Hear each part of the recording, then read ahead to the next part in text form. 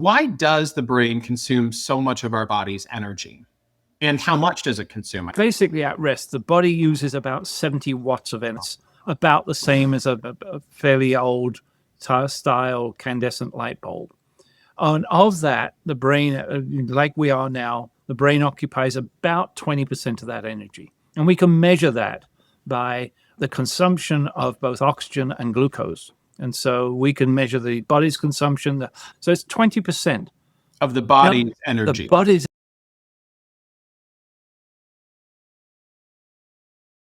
Let's take a look and go back to our 1 to 2%. Let's land at 1 to 3%. Let's land at 2%. That means on average, the brain is taking 10 times more per cubic inch, per cubic centimeter, per gram, whatever you want to measure it by, than the rest of the body. It's a huge energy hog. Our physical body might not be exhausted. You get home and you're depleted or you feel drained.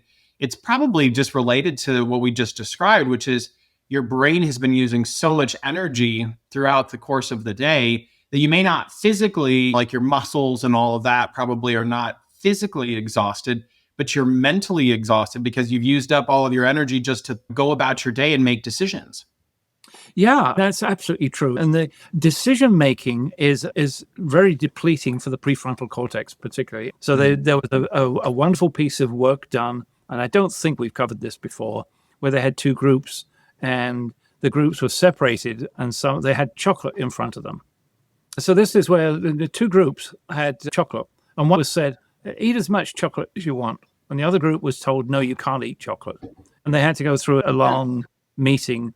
And so the one group could eat as much chocolate as they want. The other one was, nope, can't do it. And then they went into a standard creativity test at the end.